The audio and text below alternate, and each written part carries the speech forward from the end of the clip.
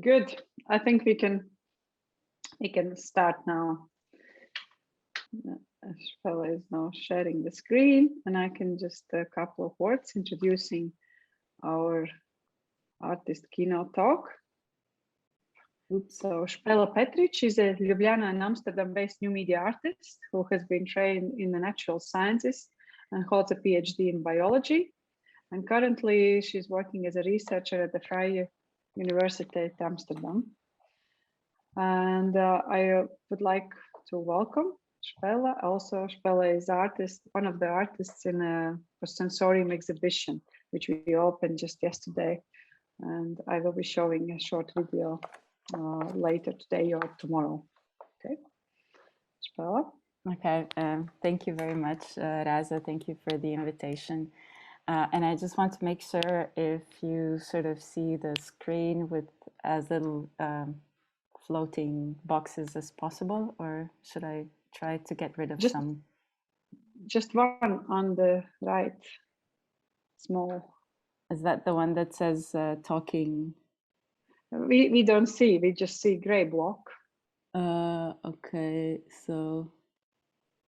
No, there are much more again. So if you go to these three dots down and open this menu, it offers you three or four, number 3 or 4. Video panel. Float. No, hide floating. There is an option, hide float or something, floating something. Number 3 or 4. Yes. Okay. Hide floating. Okay, so this is it. Is this all good? Yes, perfect now. Okay. So, I'm Shpela Petric. I will actually deliver this talk as a series of stories, and so I will actually also begin with a story. So late May in 2018, about a month into my 3-month residency at the Nida Art Colony in Lithuania, a thought from my incessant internal monologue stopped me dead in my tracks. As most afternoons, if the swarms of mosquitoes permitted, I had been wandering along the sandy paths crisscrossing the dunes. These dunes weren't exactly the barren formations I fantasized about when invited to the thin strip of unsettled land caught between the Baltic Sea and the Curonian Lagoon. Instead, I was met by an unbearably picturesque mossy pine grove straight out of a Disney fairy tale. Planted in the 19th and 20th centuries as part of a bioengineering attempt to stabilize the dunes and to protect the settlements and, importantly, ports from the effects of erosion and deposition, the pine forests there are man-made, and they're protected by UNESCO as a natural cultural heritage site. The tension between the absent, truly natural wilderness and its aesthetically pleasing, albeit monotonous cultural double was almost unavoidable. It was inscribed in the symposium catalogs of the Nida Art Colony that I had glanced through, in the way that the national park employees described the landscape and in the ecosystems themselves. Or perhaps it was just me looking for trouble in the kurort of health and wealth. So making my way through this blueberry-bedded forest, I tuned into the hum beneath my cranium. It was like this. Look at this beauty, this breathtaking pine spectacle. I despise the fact you are irresistible to me. I am disappointed that in spite of everything I know about your precarious displacement, about the harsh deforestation perpetuated by the early capitalist machine's primitive accumulation, you that were brought here to remedy a human miscalculation, you that are somehow complicit. I deeply disagree, but your sight and scent overwhelm me with sweet affect. I will not succumb to the naivety of romanticizing you as nature. I dismiss the bourgeois taste that finds this tamed wilderness pleasing. I see through you. And in parallel, another line of thought, one processing my privilege as an artist in residence, enjoying the otherwise unattainable spoils of the middle class, was developing. It was rhythmically punctuating the former thought. And that one went something like this. The topics of urgency have faded. Instead, I contemplate deep time and the post-romantic, post-modernist Eden, questions of nature, culture, and the conceptions of myth places. We are encouraged to be critical, but it's a controlled criticality, isn't it? Aimed at no one in particular, subdued and pacified by the sunset sauna on the beach. What am I actually here for? Is there a space for the artist vegetarian, the fragmented piece of bodies held together more by semantics and digital footprints than physical forces? Nothing queer is allowed to exist here. Just like paths and gazes, topics and discourses are imposed by centuries of constructions, tied to the authenticity of this fabricated place. Connecting to any of the local green cube issues, critically or not, maintains their status of a force to be reckoned with, confirming their relevance to contemporary existence. It legitimizes this museum nature while marginalizing technology-dependent, painfully heteronomous beings that has to deal with the real nature cultures and the real world. I jolted, eyes wide with the aha moment. The irreconcilable parallel ruminations of my hyperactivated mind spat out the strange realization. I am the pine tree. So for 4 years as a former science researcher working with plants in an artistic context, I was fully convinced by the leading philosophers on the topic that human empathy with plants was not possible, at least not in its authentic, non-anthropomorphic sense. But at that moment, I felt what I could only describe as empathy. I wasn't pretending to be the pine tree, imagining what it must be like to be slow, photosynthetic, with roots growing into my offspring, connected in some orgasmic community of vegetal oneness. What I felt was the violence of my own judgment on their bark skin, the dismissal of their actual physical presence because of a historical succession over which they had no control. It was just a capacity that pine trees grow quickly and have deep, wide-reaching roots. So they're useful for stabilizing the soil. And that's why they find themselves in this monoculture on the Curonian spit. Wasn't I the victim as perpetrator, all in one, epitomizing the confusing sentiment of our societies? Wasn't this the other end of this dis-ease that had been haunting me since my arrival? Being out of place, but having to do. Embarrassed, but relieved over my little epiphany, I kept walking. And this was the context in which the participatory performance Deep Photocracy, Feral Songs was created, the tools of which are on display at the Post-Sensorium exhibition. The fabulative expedition lures us into a vibrant vegetal reality that is folded neatly onto the one we know. And during this expedition, as the guide, I would perform the magical inversion within one of the existing ethico-onto-epistemologies, asking participants to suspend their disbelief and to see from the plant's perspective. And the challenge was, which relational framing to choose? Which one would plants approve of? Would it be science or paganism, market economies? And wouldn't a verbal narrative go against my personal experience with plants? One that made me realize precisely the opposite, that the semantics of our logos limit the understanding of their syncretic being.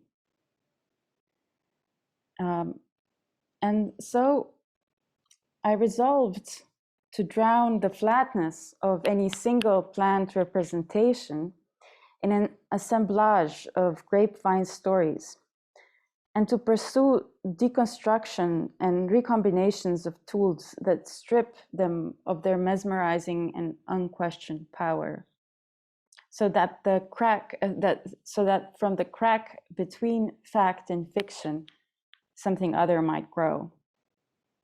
And in a similar vein, this talk consists of 4 more meandering chapters in which I will draw from a slew of experiences of making and thinking with various plants, engineers, philosophers, programmers, designers, robots, and algorithms, in order to follow the trail of tropes that permeate the use of advanced algorithms on 2 seemingly disparate life forms, so cultivated plants on one hand and people on the other.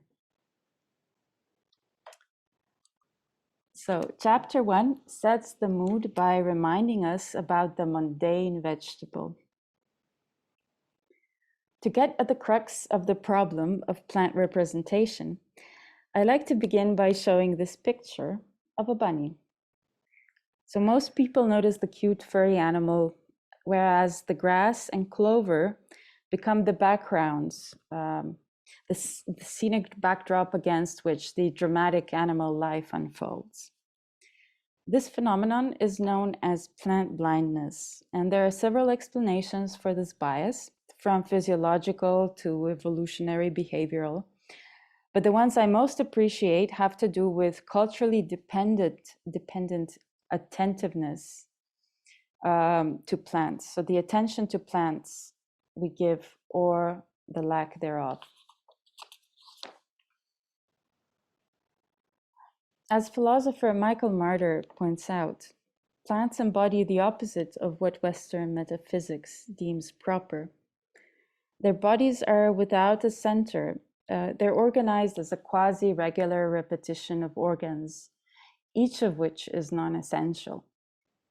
Upon an organ's death, be it root, stem, or leaf, almost any part of the plant contains pluripotent or cells or stem cells that can regrow whichever faculty is needed. This capacity makes vegetative reproduction not only possible, but also probable, flinging the individuality of the plant into complete disarray. How many grass are in a meadow? Their bodies are simple, often flat, sometimes translucent, lending themselves to close observation. And obviously they're rooted in place, driven to follow the light while their nether regions imbibe water, nutrients, and toxins alike. In the tradition of continental thought, plants present pure living mechanism, sophisticated in its simplicity, yet also a plastic image of death, immobile and thus surrendered to its surroundings at a timescale too slow to attend to. I was curious to understand what it meant to surrender to the plants, so I stood with them in relative stillness for 20 hours. By casting a shadow onto cress, intercognition occurred between my body and the multiple body of the cress, which left a mark on us all, as you can see on the picture on the right. What is more, in the duration of the performance, the biosemiotic understanding of the shadow as an index pointing to me expanded to encompass situational relations. In the eyes of the audience, I became an index. I myself became an index, pointing to the subtle liveness of the cress. huge effort went into noticing something so mundane. Even though historically the Enlightenment values of autonomy, essence, interiority, and rationality have been used to subjugate everything to man, and this is man with a capital M, a detailed feminist critique ensues, but the vegetal still remains at the margins as a sort of antithesis of human life. The difference between human and plant is culturally maintained and the boundary patrolled by our imaginings of monsters. On one hand, anthropophagic plants of fiction novels, and on the other hand, real people locked in motionless bodies they cannot control, the so-called human vegetable. We fear the plant for its lack, yet with so little, they are able to prosper through eons and produce an excess which sustains the rest of life on Earth. Their exuberance puts the foundations of our good life into question.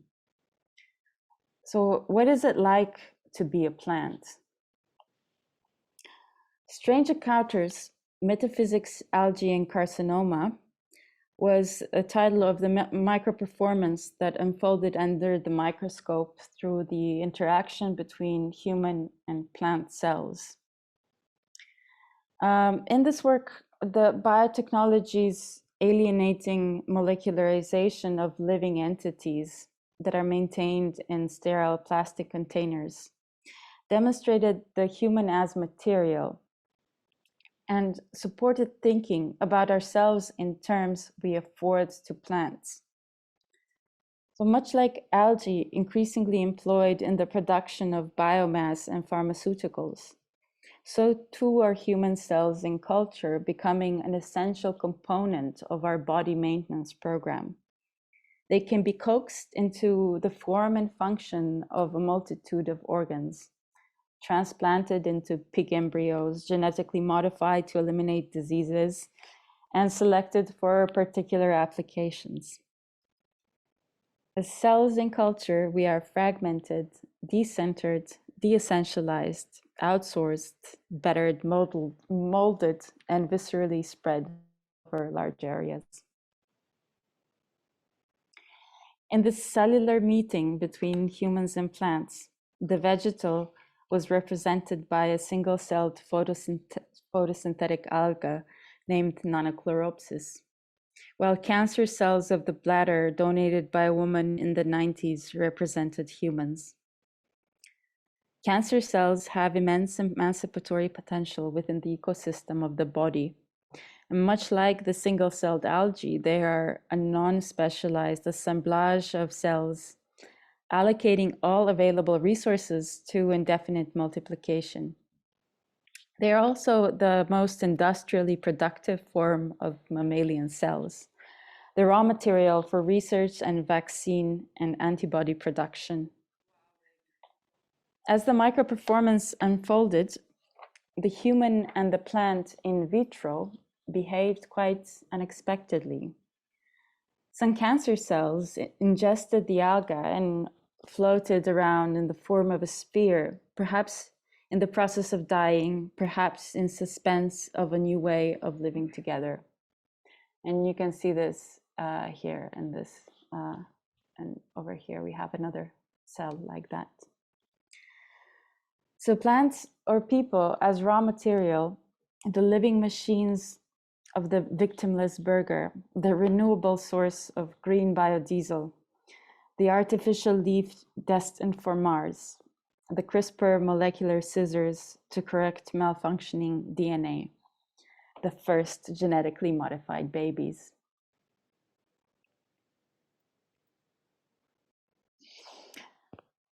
Chapter 2, in which plants get caught in the machinic gaze.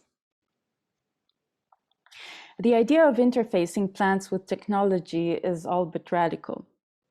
As the pillar of societies, agriculture has always been up to date with the latest developments that allowed for the intensification, optimization, and expansion of land use for food production. Whether it turned out to be ecologically sustainable and just, or in the long run, it might also not have. Broadly speaking, these intensive practices include plantation and monocultural models of agriculture, the use of chemical agents such as pesticides, herbicides, and fertilizers, all types of breeding and genetically modified crops, and of course, automation of these processes.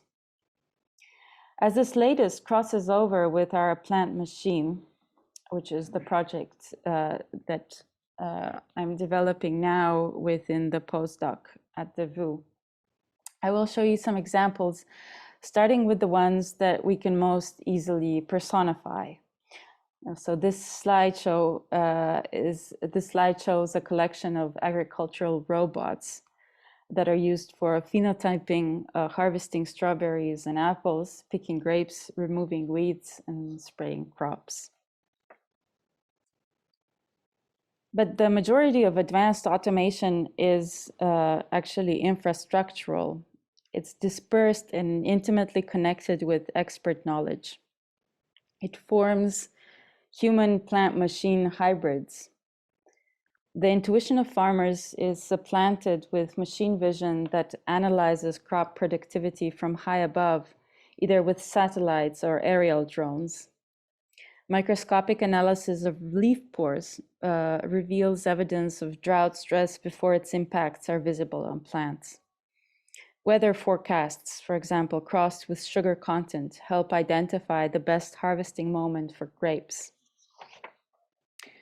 And farmers employ AI assistants to identify and tackle pests and diseases.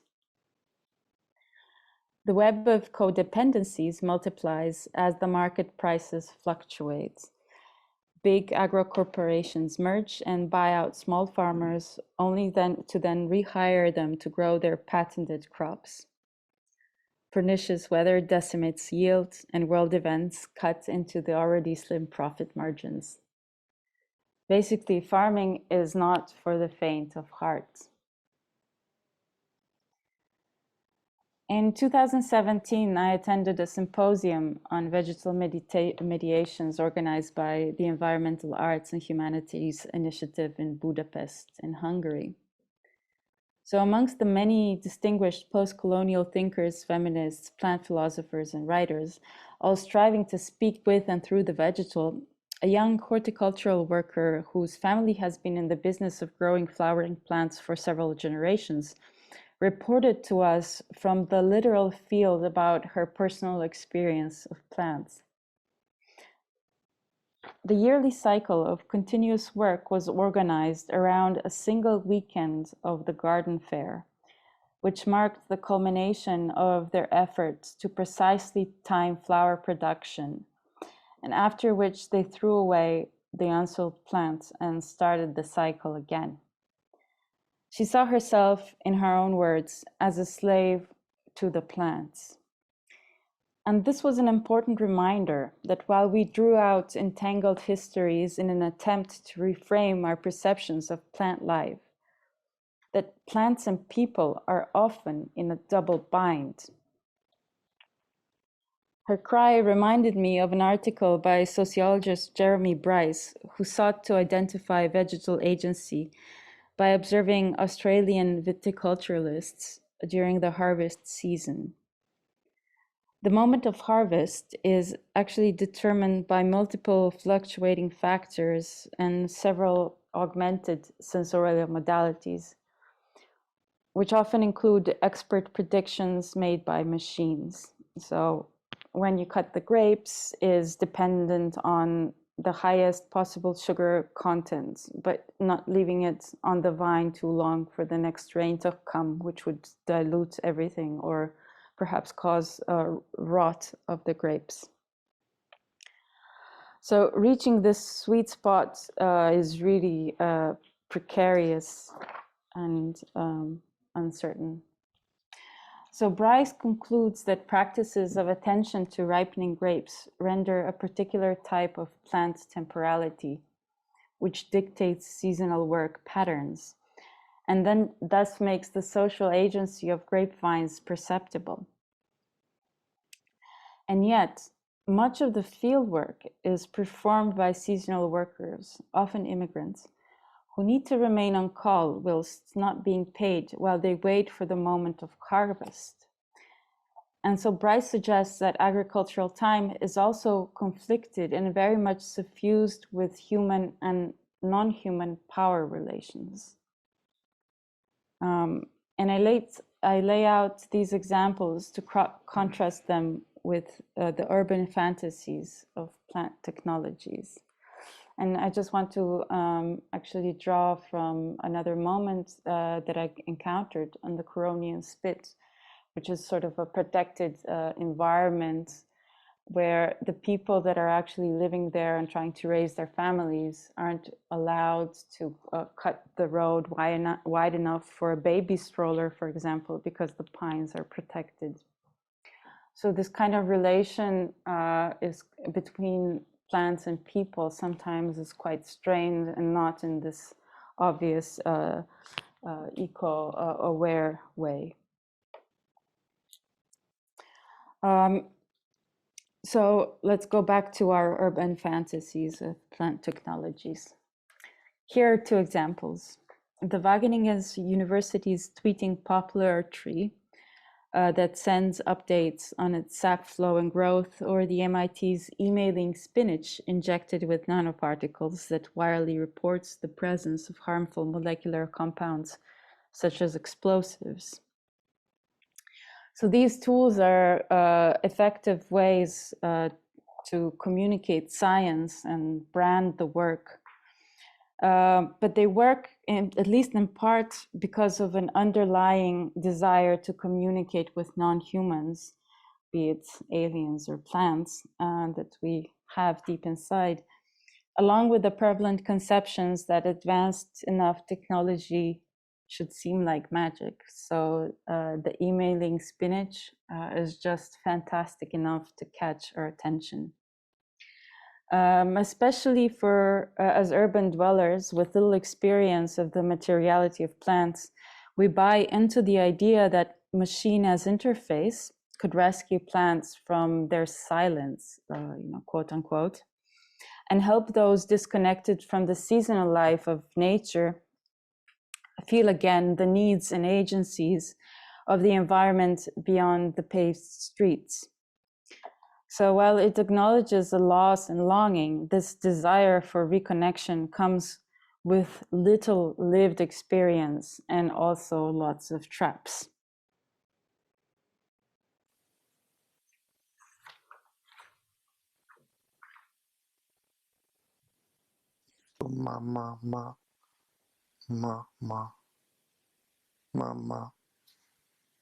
Makimuguche ga ga ga ga ga. Sponte se vidi ga ga, mama ga ga.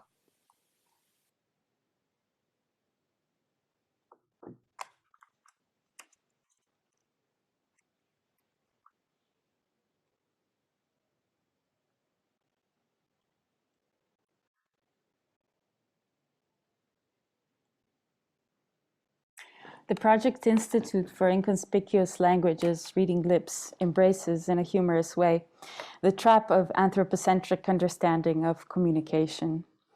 A camera follows the opening and closing of microscopic leaf pores or stomata through time. Stomata present a highly sophisticated plant system that navigates conflicting demands of breathing, photosynthesis, pathogen attack, water availability, etc. But when the motion of opening and closing is sped up 1,000 times, they appear to be to us as moving mouths. And the clip I just showed you is an interpreter for the deaf attempting to read their lips, followed by the same process performed by LipNet, an artificial neural network that's trained to read human lips. So while they generate nonsensical syllables that point to ill communication, it's ironic that communication between the inch plant, the Stradescantia, and person is in fact taking place on the level of volatile messenger molecules which permeate the air between them. So in chapter 3, we swerve to close the gap. Now we are in March 2020, during the first wave of lockdowns, when I hauled all these climbing plants that I could find from the local garden store and positioned them amongst the rest of the vegetation in our small living room. I was one of the many that indulged in the expansion of our potted plant families. The COVID-19 induced green rush that overwhelmed suppliers of plants reminded me of a short documentary about the Palestine rooftop gardens. With her husband displaced, an Aida refugee from the camp of the occupied West Bank starts cultivating, sorry, I got lost. With her husband displaced since 1948 and her son serving a life sentence in an Israeli jail, Masyuna finds connection to her family and land by defiantly cultivating, by defiantly cultivating a garden on her small roof. The Aida refugee camp in the occupied West Bank, where she has been forced to live for over 50 years, has no space for trees or flowers, so the inhabitants sow where they can, inside old water tanks, buckets, trays, and satellite dishes. There's much to be said about the resilience and self-sufficiency that sprouted in unbearable conditions. But I'm more struck by the way Masyuna sees the plants she cultivates as a lifeline to everything she had lost and a culture she is fighting to remember. She says, when you smell herbs on your rooftop, you remember the days in the past when our ancestors would farm their land. In times of scarcity and pain, plants console us by showing life's defiant resilience that is nurtured by care. However, the rise of indoor plant posts on social networks during the lockdowns echoed this notion. People enjoyed being surrounded by vegetation when confined and anxious, but the mode of consumption between the frugal Palestinian farmers and the plant mamas of Instagram is radically different. The former rely on traditional seeds and planters shared between neighbors, whereas Facebook plant exchange groups flood with hints which garden store has just gotten a new batch of striking exotics. These fashionably styled potted rarities are either cultivated en masse or, when demand outstrips greenhouse supply, culled from tropical forests in Indonesia, Thailand, or the Philippines. So in the wake of the coronavirus pandemic, workers who lost their incomes began selling tropical plants to make ends meet, often poaching them illegally from their habitats rich in biodiversity. So by buying plants, we are often unwittingly participating in this poaching. And yet, despite of what I would like to think of myself in terms of having a virtuous stance towards ecological justice and sustainability, my medicalized, consumption-driven, screen-bound existence jives better with the economies of scale of the exotic plant market than the vegetal solidarity seen in Palestine. When my financial credit scores are assessed to get a loan, if I wear a smartwatch that tallies my steps, cross the border by having my face scanned, send off a sample of my spit to learn my DNA ancestry, use Google Maps to show the quickest route, or play Pokemon Go, and of course swipe a benefit card to rack up points. My person proliferates in the digital realm as innumerable proxies. This informatic trace of behavioral surplus, the raw data immaterial, which is mined by governments and industry to create value, also characterizes an acceleration of the transmutation of bodies into information. From the perspective of this new economo-biopolitic, our ontological opposite is no longer the plant, but the very idea of a self-determining human whose boundaries are delimited by the surface of their skin. In the eyes of the algorithms, Our cherished interiority is held in leaky vessels so that it appears as flat and superficial as the vegetable kingdom, a transparent object for tabulation. In the eyes of the algorithm, we are all plants. Borrowing the term from Catriona Mortimer Sandland, I refer to our human and other than human bodies, which are ontologically flattened and transfigured into digital proxies, to in return be molded by the soft violence of preemption, as the vegetariate. The vegetariate exists in the conflation of production and reproduction, consumer and commodity, the concrete and its abstraction. If the term rings of economic critique, that's no coincidence.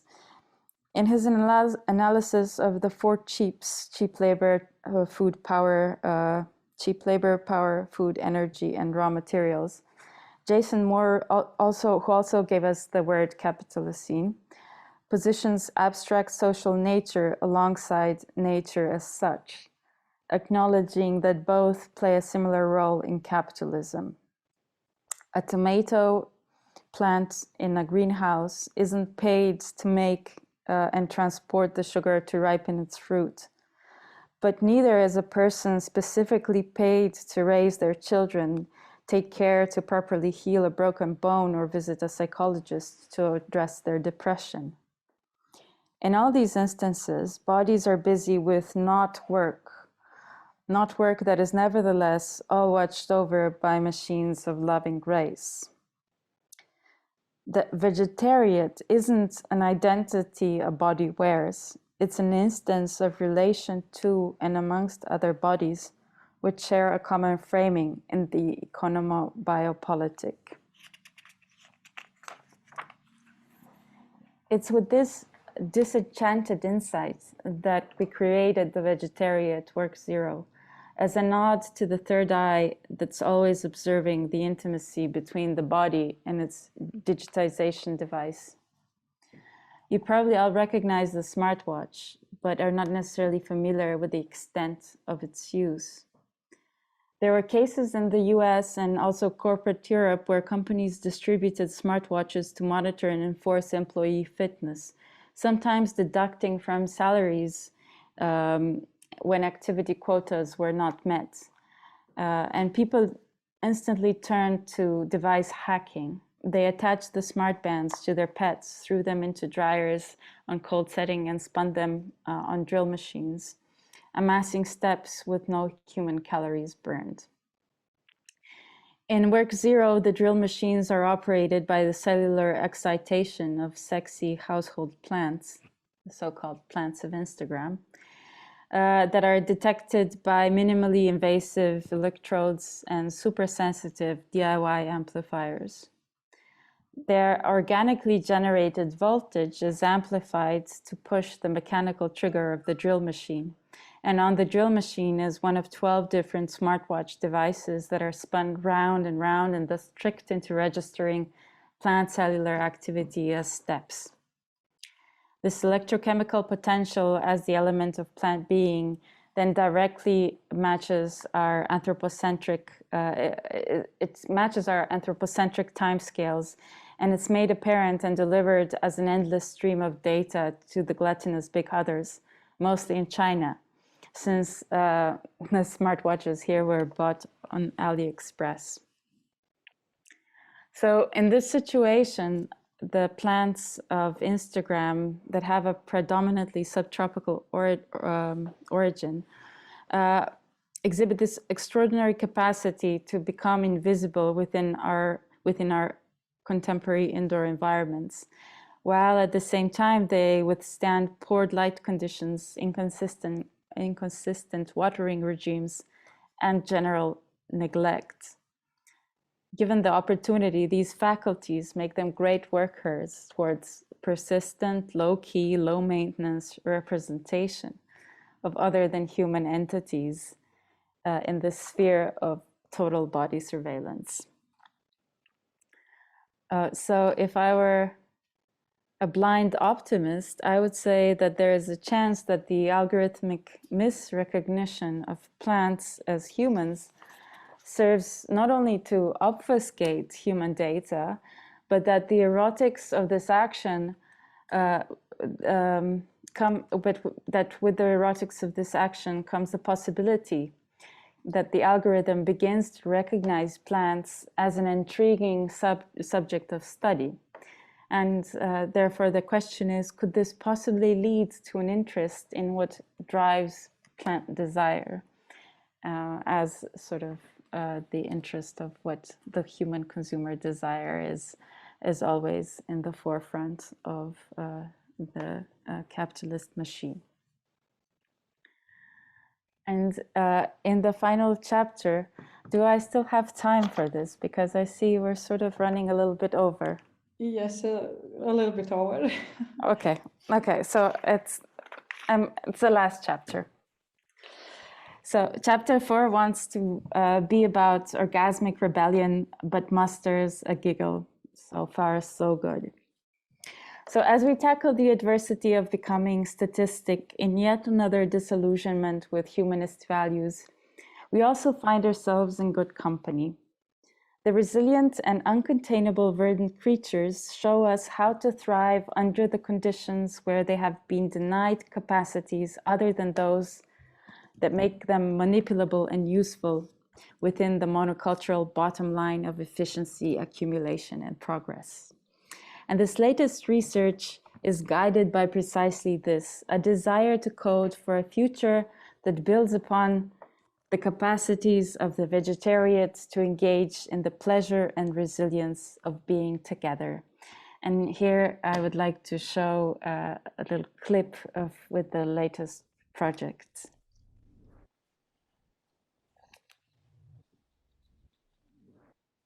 PLAI is the latest in a series of artworks that explore automated logic in its manifestations through and with living bodies.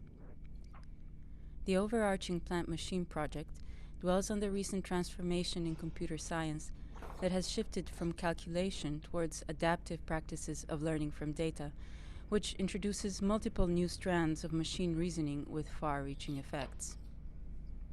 The ability of neural networks to wield open-ended data without preset axioms has so far mainly been analyzed for its capacity to intensify capitalist extraction. However, since we cannot escape the logic of algorithms, it is urgent that we not only investigate the properties of this technopower, but also search for possible adverse ontological emergence that could counteract this subsumption. In other words, how to resist by thinking and allying with the demons of the pandemonium. In the plant-machine project, the focus on plants as living agents exposed to the machine gaze harkens to the use of automation in industrial farming, yet subverts the epistemic framework of science and engineering by making the construction strive for plant pleasure, representation, and play.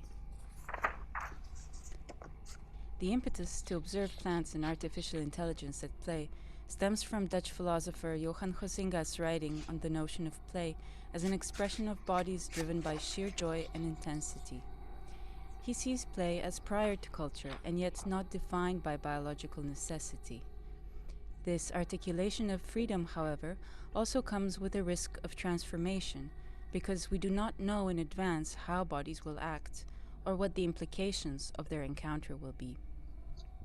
In Play, PLAI, a posse of engineers, artists, programmers, and designers explore possibilities of play between cucumber plants and a naive AI robot moving at their pace.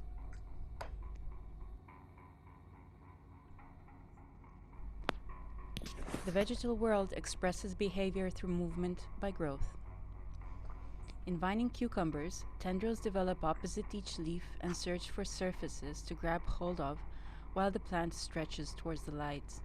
This evident expression of environmental inquiry isn't yet fully explained in science, but offers the indeterminacy that allows us to accept plant play as a possibility.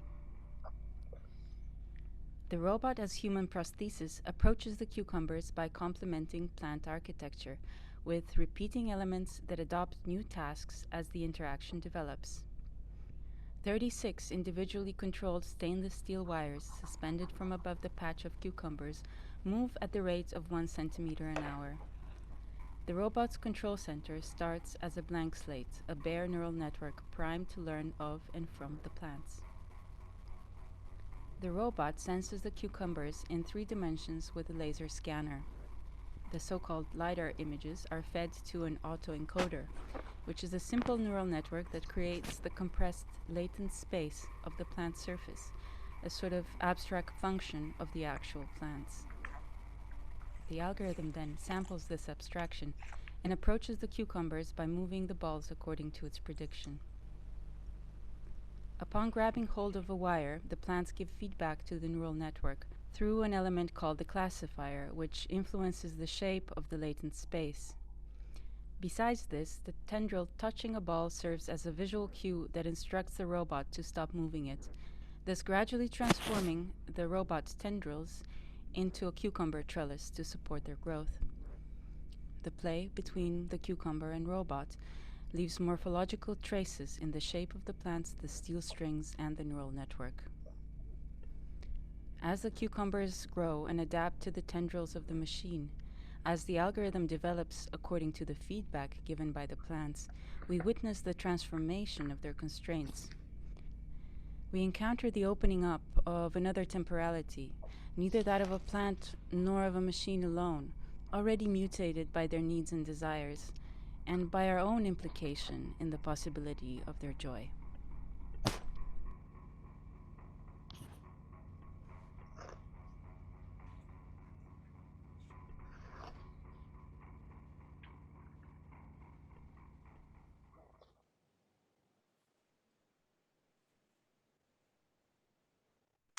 So just to conclude that these works in this exultopia, in this exultopia, the vegetarian substitutes the effort towards efficiency and optimization with the desire to pursue pleasure and with the freedom to grow a different sensibility and to hack constricting situations, invariably with a smile on our faces.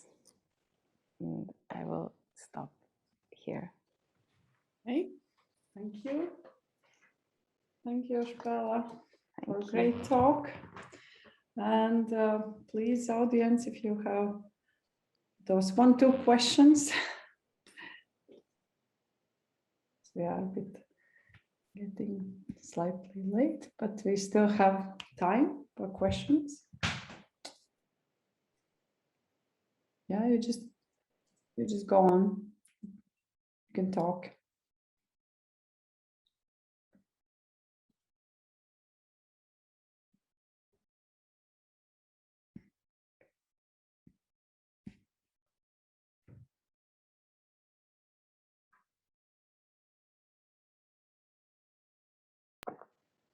But also, if there's no questions, I'm sure it's been a really long and intense day. So. Yes. Okay. Just one question from my side, because of the project which you show, which is quite recent. So how do you see like a potential or to continue? Because just thinking, what have been your conclusions? Because just you have no observed enough. So what is happening actually in these relations between machine and these plant movements? So do you see there's some interesting ideas also which could be developed, maybe something new, something discovered? I mean, I think the challenge here is, I would even say, an epistemological challenge, right? So, I mean, technology is a tool, but whether what it gives as an answer to the question has to be within the realm of what is what our expectations are. So, I mean, oftentimes there is this desire that somehow algorithms will help us uncover patterns which we weren't aware of, and that would be sort of a basis for some sort of new insight, new communication. But the fact is that when it comes down to programming and making these algorithms, decisions need to be made. The artificial neural networks need to be trained, you know, data sets must be curated. So they say shit in, shit out, or something like that, right? So you have to know what it is that you're feeding a program and what questions you're asking, and then what also the expected answers are. And I think it's within this expectation that our limits lie. So simply relying on technology to open us up for this insight isn't going to be enough if the questions are not going to be asked differently. That's sort of what I've come to realize. I mean, that's also sort of the disappointment. And then the, let's say, these projects that we're working on together aim to somehow overcome the limitation of the fact that we need to be very precise in asking what the machines should be doing, what, you know, we should be seeing from them.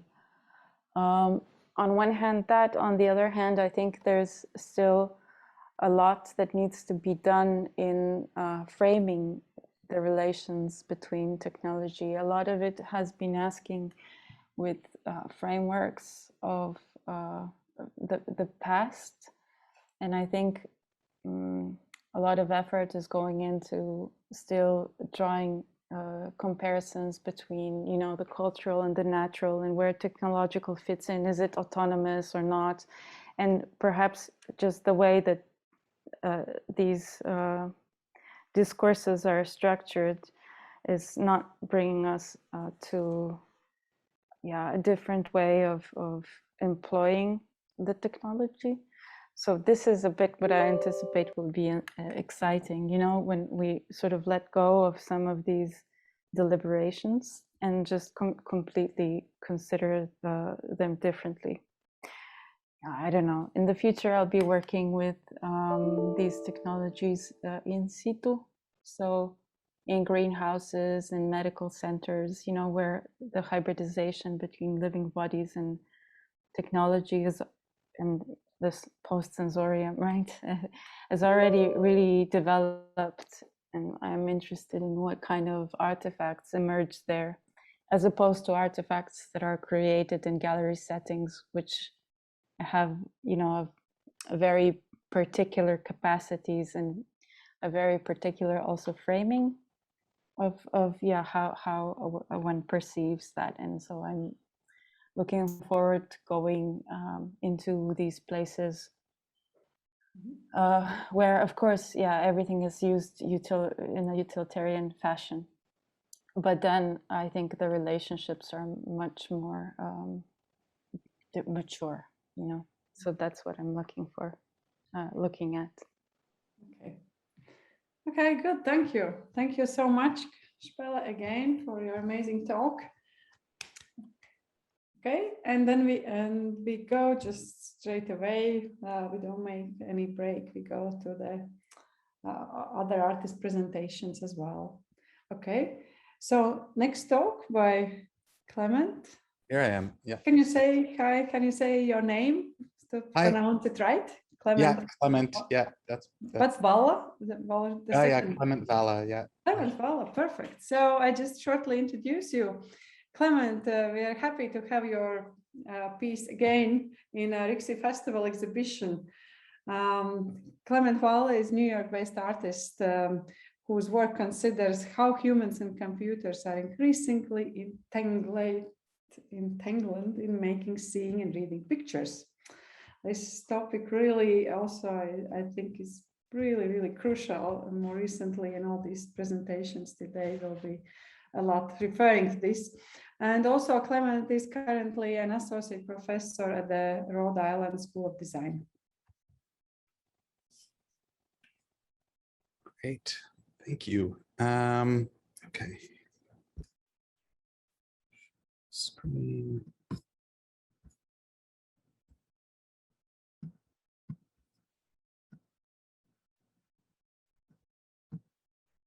Okay. Is that okay? Is my screen okay? Yeah. It's okay. Very good. Okay.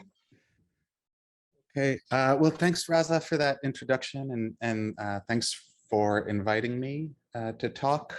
I will try and keep it to the allotted time, and I'm actually going to set my timer right now.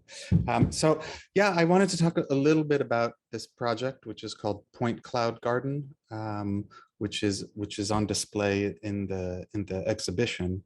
And Point Cloud Garden it's basically a collection of cyborg gardens composed of 3D points that I gathered from 3D scanning different gardens. And I began this project a while ago, but it really took off and sort of intensified during the pandemic. The pandemic intensified, for me at any rate, two aspects that were already sort of there before, but really intensified the idea of just going out into nature. I mean, for us here in New York, for a while, you know, leaving the apartment or just going out meant going out into nature. There was no other spaces that we could really occupy for very long. And then it also intensified my screen use. Obviously, it did that to everybody. That was the only way to communicate with friends, family, colleagues, etc. So it was this interesting sort of seemingly contradictory kind of directions, both intensified at once. And then a third thing that it did kind of do, I mean, just to use sort of jargony, funny term, but the pandemic was this weird sort of anti-FOMO moment, at least for me. It gave me a lot more free time, family time, just time to spend with myself. And so it's just sort of like self-reflection on my relationship to those two, to screen time and maybe outdoor time, and interested in figuring out a way to collapse, you know, all of that and think about how I might make a technological picture, you know, on screen, but of nature, and paying close attention to my own sort of physical, emotional, and bodily response to those two things.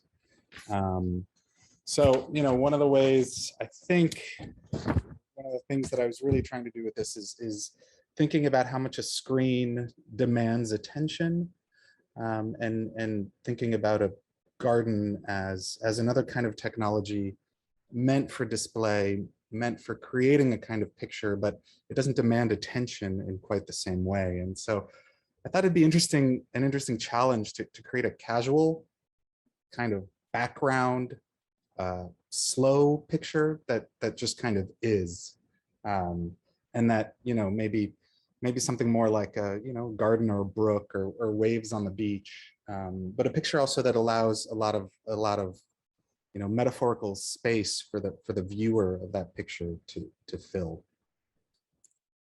So I'm just going to talk a little bit about the picture elements, right? These individual points in the point cloud. Each point contains 6 data points, the RGB information and the XYZ information. And so these pictures are really basic. I mean, in some ways, point clouds form the basis for all kinds of computer vision tasks. Yeah, so here we can see the you know, going from one point, when you start with just one point, and then millions upon millions upon millions of them together form these much larger point clouds.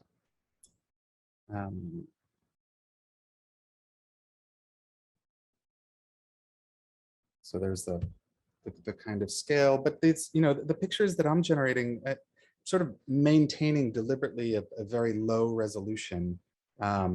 And the pictures actually, you know, these 3D scans, they contain a lot of gaps, right? They're missing a lot of information in some sense, and they really are just this kind of sampling of points. And I think that, you know, keeping the pixel at the barely visible kind of level produces an interesting kind of, maybe an interesting confusing sense of scale, and an interesting kind of shimmer in the picture that I think was closer to what I would feel in a garden. So I was interested in that back and forth between the pixel elements, the points, and then the formation of kind of macro structures and the kind of there or barely there kind of moments, and also just that you know, I mean, I feel like in a garden, gardens get built up, or rather they don't get built up, but your eye is meant to explore them. You know, you can stop on a leaf, on a petal, on a small insect. You can see it at the level of the plant. You can see it at the level of a particular bed. You can see it at the level of the whole garden. And in some ways, the way your eye interacts with all of those scales is really interesting. And I was hoping to be somewhere in that territory with this project, and just the amount of kind of negative space and transparency in the way the picture kind of builds up. I just want to take a little step back. I think it's interesting also just to think about photogrammetry a little bit. So the process by which I scan these gardens, I'm not using LiDAR. I'm using this process that takes a lot of different photos, and software figures out these data points that correlate across multiple photos.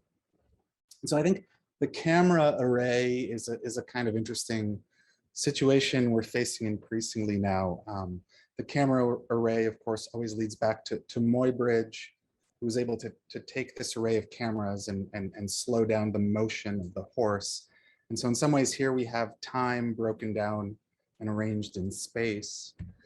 And at the same time in France, Marais was doing something similar with his array of cameras. But in this case, the picture that's formed is all flattened into a single space. So we don't get an image sequence anymore. We get time flattened into a kind of single picture. And in the same way, the way photogrammetry is typically used in engineering is as a mapping tool. And so again, it's this deployment in time of these cameras to create a coherent single picture, the map, right? So this is the USGS camera developed in 1937 that would be mounted to airplanes.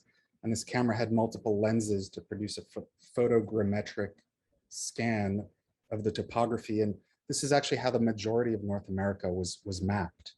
So deploying these cameras in time and space to produce a singular picture of space. Today we see this more and more. This is President Obama being scanned for his national portrait. And here's a kind of typical 3D scanning studio photo array. So I'm interested in this, again, coming back to this kind of array condition. And now even, even our smartphones, most of the devices in our pockets have these camera arrays. It's no longer about the singular camera. It's about this camera array that's used to then scan our faces. And thinking of camera arrays, we can't escape the kind of most famous example of the Matrix, which again uses a spatial array to allow us to move through a single instance of time, which of course is impossible for humans. And so it's just these camera arrays produce interesting abolitions of time and space, as Rebecca Solnit would call them in River of Shadows. So this isn't the project in the exhibition, but it's a related project that I think sort of relates. This is a 3D scan of a rock. And in this case, the scan is sort of flattened out, or rather the picture plane is flattened out to conform to the rock. Here's just a quick sort of making of image. This is on the left side is the picture plane that's being dragged across the rock. And on the right side is the picture that it's recording. And I think these, this sort of, using this kind of 3D scan and then flattening it out across the picture plane reinvests the rocks with a kind of maybe a geological and accelerated geological time. But mostly what I'm interested in is, again, the way these pictures sort of act upon the human and perhaps, do another version of sort of flattening out, flattening space and time in sort of different ways. Jumping around a little bit, I mean, sticking with rocks, but maybe now looping around to this idea of the relationship between the human, the non-human, and how technology might or might not fit in there. I'm really interested in these scholars' rocks, which are sort of prized as the embodiment of dynamic transformational forces of nature. And they're sort of found and prized for their certain unique features. But it's also really interesting to me that they're almost always enhanced by human hands, and not in a kind of authorial kind of sense, the way we would think about art, right? It's like everybody knows that they're enhanced by human hands, but the author has to remain anonymous for them to still embody the dynamic forces of nature. And so I think there's an interesting entanglement there, or a blurring between art, technology, and nature in the case of these rocks. So, you know, this is just, again, this is me producing a scan, just showing how the photogrammetry is made. I kind of sped it up. I, you know, sort of see it as this funny little dance that I have to do with this tree. But in some ways, in this situation, I like to think about it as that I'm actually subservient to the camera. The camera has to be spatialized in a particular way for the software to work. So the software is the camera is beholden to the software, and I am the locomotion for this camera, right? So in other words, my performance gets choreographed by this technical apparatus. And so I'm just gonna finish off.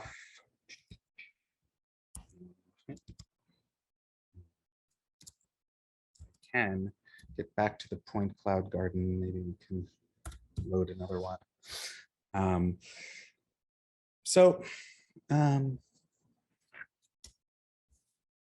Just a final sort of reflection on those relationships. I mean, the garden is not only a subject, it can also be a metaphor. It can reflect a way of working for the artist. Sun, wind, rain, soil, minerals, you know, animals, all of these non-human elements actually form a kind of very complex ecosystem in which the gardener must work, right? And the gardener immerses themselves in this ecosystem. I like to say they feel it out, they suss it out. They might approach it scientifically, but there's also a whole bunch of emotive and maybe non-conscious things happening when the gardener sort of engages with the work of shaping or trying to shape the garden. And a lot of it is seeding and letting grow and pruning and just kind of seeing what emerges. And so it's clearly not the same, but I do like to think of the technological apparatuses that we use, and especially the complex relations between them, between sort of camera, software, corporation, you know, global vision machines, and you know, maybe even the internet and the way we distribute images. These all form these, you know, granted fairly simple ecologies in comparison to a garden. But I do feel that my role within that, or I feel much more akin to the gardener as an artist rather than the kind of form maker in that sense. And I like to think of my work as seeding all of these different processes and seeing what happens, and sort of encouraging particular experiments to grow and pruning others.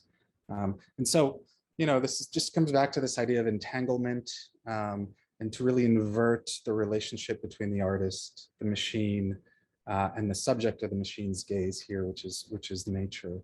And the arrows of whom is acting on whom is kind of this complex, beautifully complex mess. And this has been touched on a few times during this conference, but I think it's also really valuing and recognizing the radical differences between the human, the machine, and the non-human elements, rather than sort of trying to make the machine conform to the one or to the other, but to value those elements which make it radically different. And in particular, what I like about computer vision is its strangeness, its sort of uncanniness. It doesn't align with human vision, and that's exactly why I find it interesting. It's the sort of gaps that the human then has to negotiate that I think produce some of the most, at least in my case, interesting kind of artistic moments. And so, and, you know, in some ways, much of my art is about staying attuned to the way computer vision is acting on me and the emotions and ideas that are sparked with my encounter with it, rather than vice versa. And so really trying to think of myself as a guide or a gardener of sorts within this technological ecosystem. And that's it. Thank you. Well, I guess I'll leave this up, but I can't. Thank you. Okay, good. Beautiful garden. I really love your project. Looks great. So, any questions? Yes, I guess I have one. Good. How do you choose which objects to photograph? Are there any specifics to it, or is it whatever your soul desires? Well, I think that has to do with just the attention I was talking about before. I mean, I scan tons of stuff all the time. I think for the point cloud gardens, for example, I think there was a particular correspondence between the scanning of the garden and then the picture that was produced. And it's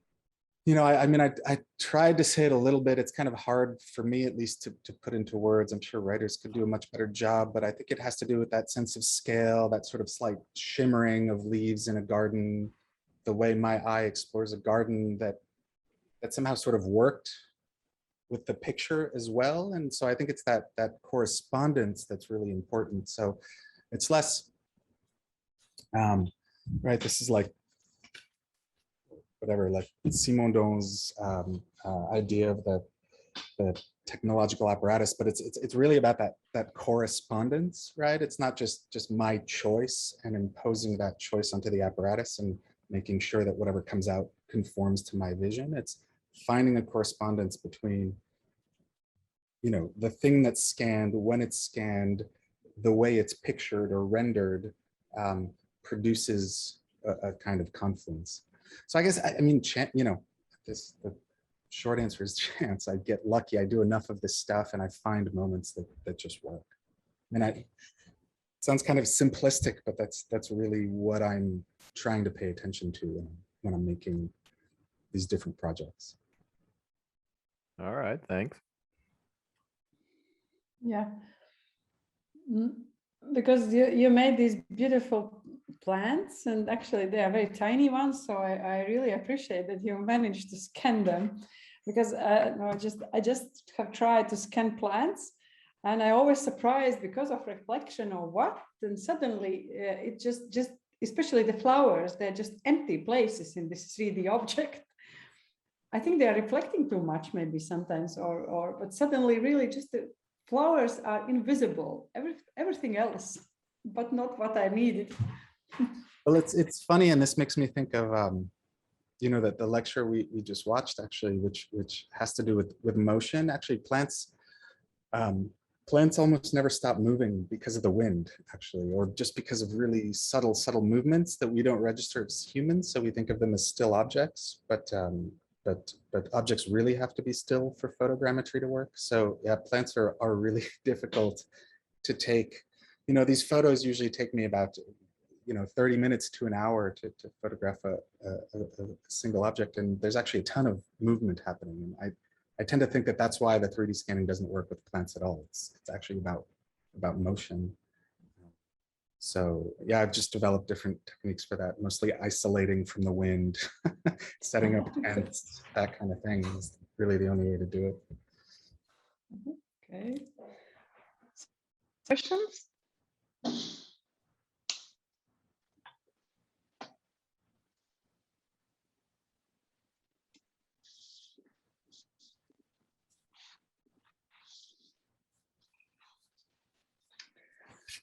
Okay. Yeah. Okay, so I would be happy if I could say to the participants, please come and see Clement's work in the exhibition. But I can do for the local audience in Riga. Please please come and enjoy these beautiful animations in the exhibition. And thank you so much for your presentation. And we move to the next. Okay.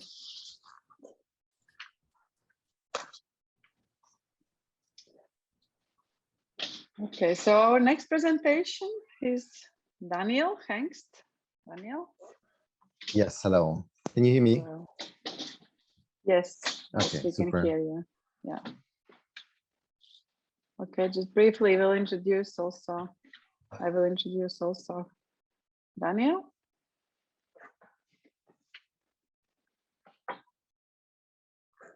Daniel is Berlin-based media artist, and his work often is developed and presented in the framework of the performance art. But more recently, he works in a virtual reality, video and sound installations, sound performances, and artistic research projects. So Daniel's work deals with society changing potential of technologies and are taking non-human subjects into account. Daniel is also an artist of the Sensorium exhibition. Just his work will be exhibited in Dixie Gallery, and we have the opening on next Friday, 1st of October. And all these exhibitions, both exhibitions are available for public in Riga until November 12th. Okay, Daniel. Yeah, super. Thank you so much. I will share on my screen. Can you see it properly? Yes, perfect. Perfect. Okay, so now we'll start. So sorry, no, Daniel, this, if you could take away these floating windows. There is one more still up. No, you know, it's better. Okay. I would suggest you to try on this menu bar down. There are these 3 dots. Yes, I have them here. Okay, if you click on these 3 dots and say in this menu, yes, floating, hide, floating something. So it's now better? Yes, it will be. Just a sec. Yes, perfect. Okay, thank you. Super. Thank you very much. So yes, I will tell you why I call this presentation PPS, plants per second, and why I'm on the search for plant-oriented methodology. So it's a way to render, let's say, more plants in 3D environments, in real-time environments, more detailed and more realistic plants. That will, my idea is that they will inhabit my gaze, my dreams, and my desires. The more they are there, and the more detailed they are there. Because I ask myself, how can we see plants properly? How can we look at them and acknowledge that they are breathing life into us, and not only into us, but also in all other species that live from the air they are cleaning and they're creating, and the fluids that are cleaning, and so on and so on, that they are always in proximity to us.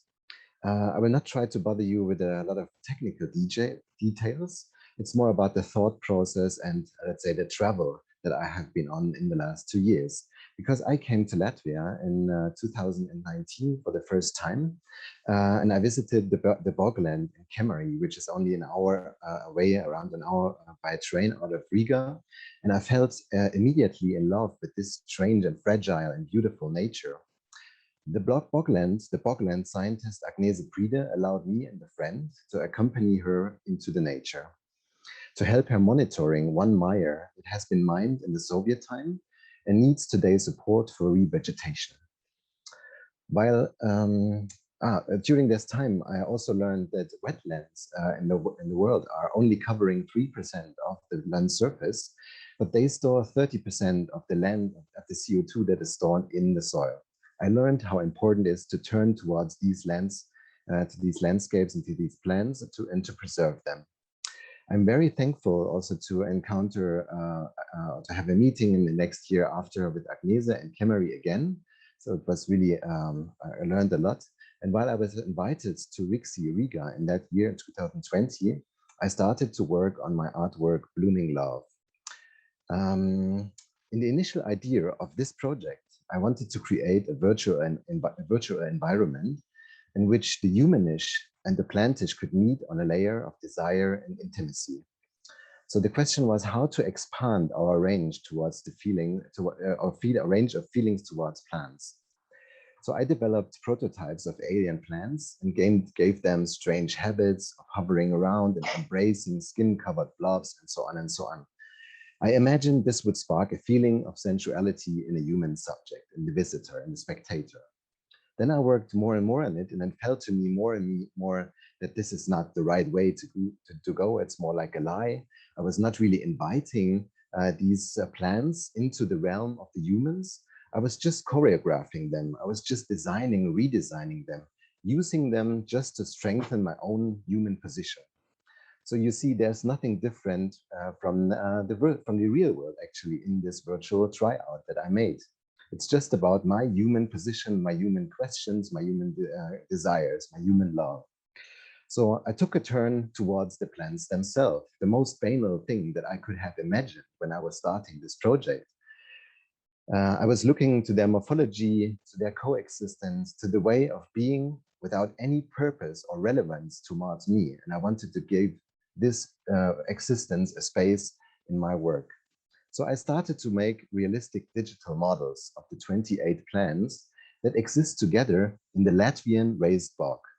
This is a so-called, what we would call a biome, a community of plants that here in the Latvian raised bog is responsible for the formation of peat.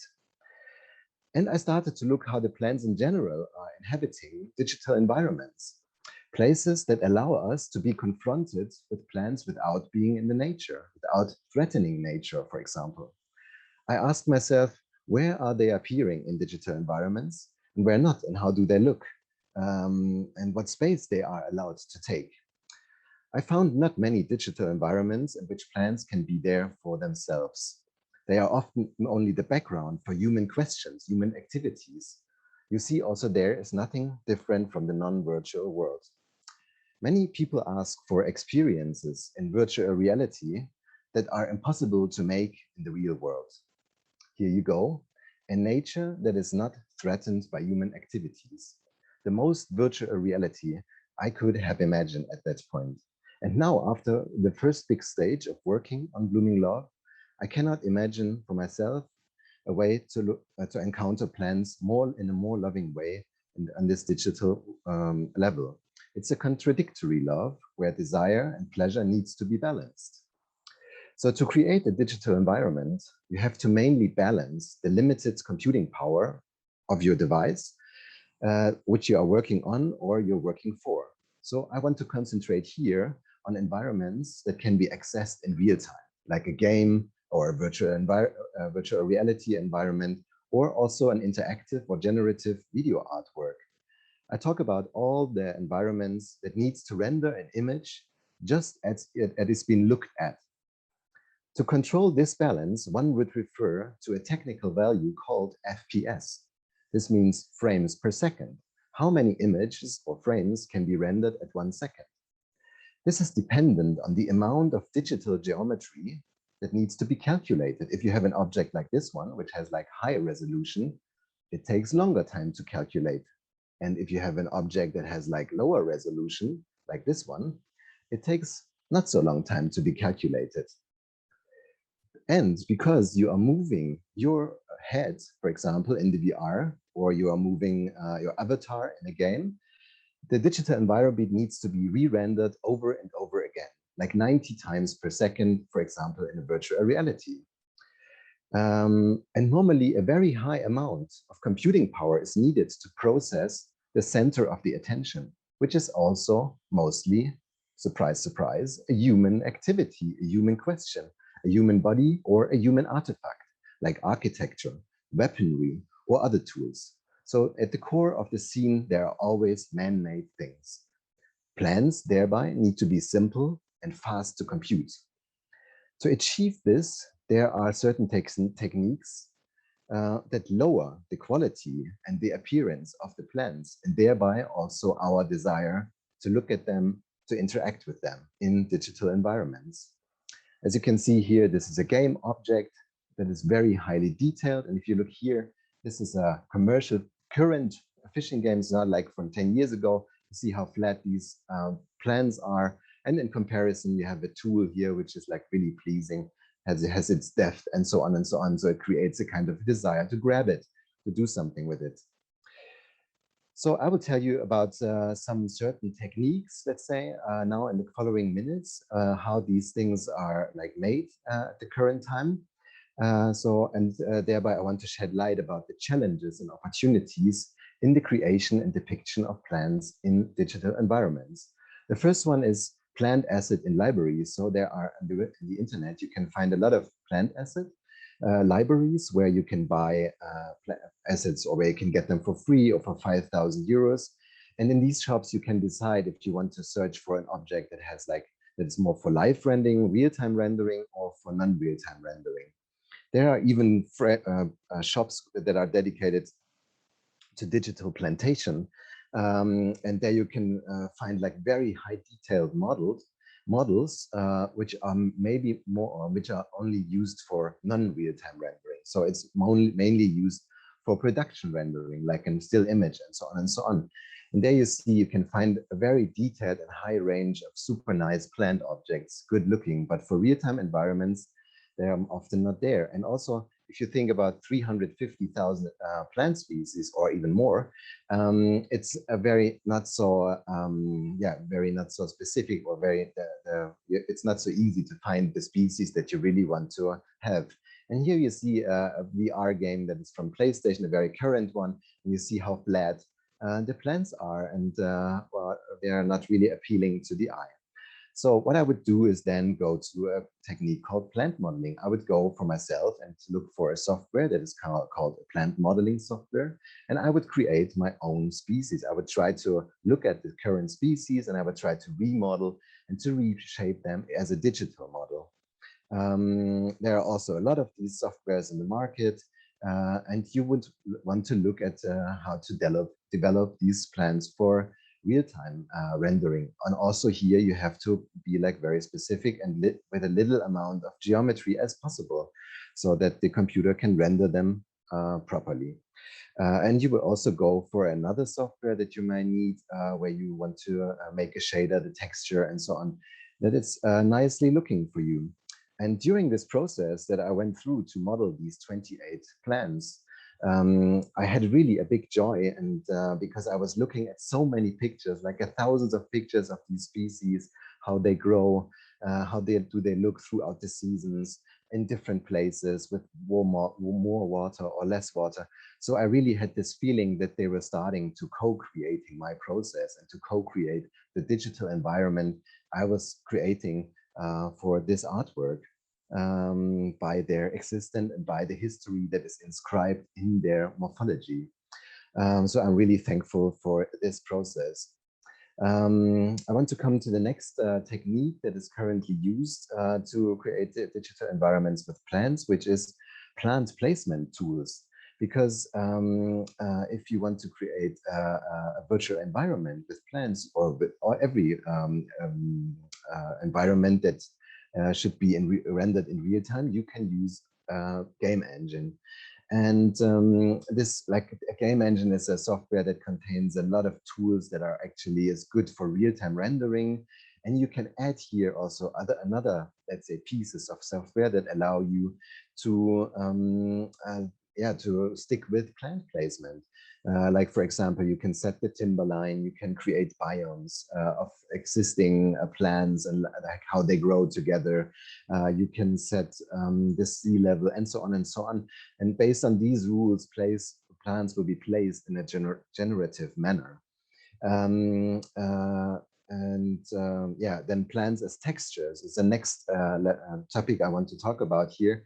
And this is referring to moss, and this became to me really interesting because moss is like really one of the core species in the peatland, and normally moss is only depicted through a material that consists out of like several textures, as you can see here. So you have a height map, which is like showing you the height of this like texture of this moss. Then you have a normal map that shows like or that contains the information on how the light is reflected. And then you have a color map where the color is stored being and combined. And if you combine these kind of certain textures, there will come something out. As you can see here, the light is reflecting differently on that very flat surface. So the moss has a very, very low representational quality from its original appearance. So it doesn't even have a elongation because it's meant to be looked from afar. And then another technique that Clement was talking much more sophisticated that I could do because I was not using this in my process, just want to tackle it here, is 3D scans.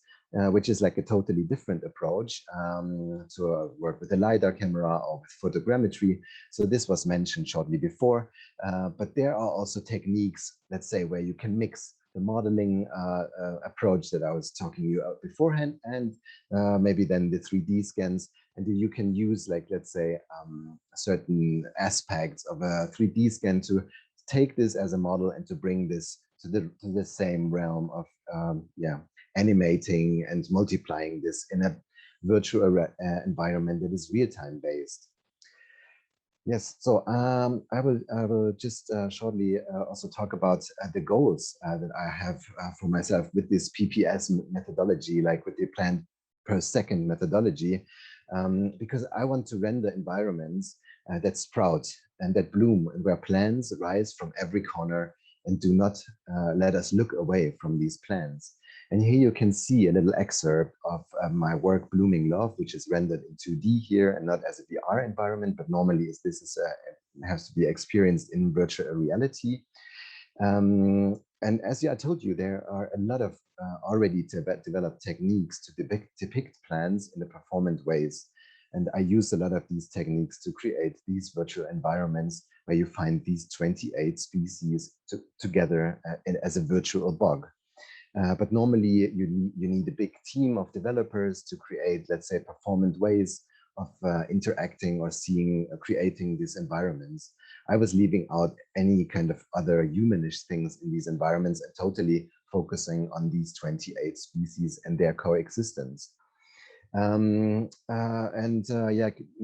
down the quality, normally what would happen next year if, let's say, a human interaction would come in play, would mean that these species, they lose, sometimes less, sometimes more, their uniqueness and their colorfulness, their appearance, or maybe also their complexity, you can say. So remember again, like, look how detailed objects, human-made objects are mostly in digital environments, and compare this to other plants, not these one, because I tried here like to overcome this problem. A plant-oriented methodology where plants are at the core of the process leads us to the formation of peat, to the process of formation of peat. No, this was a mistake on purpose.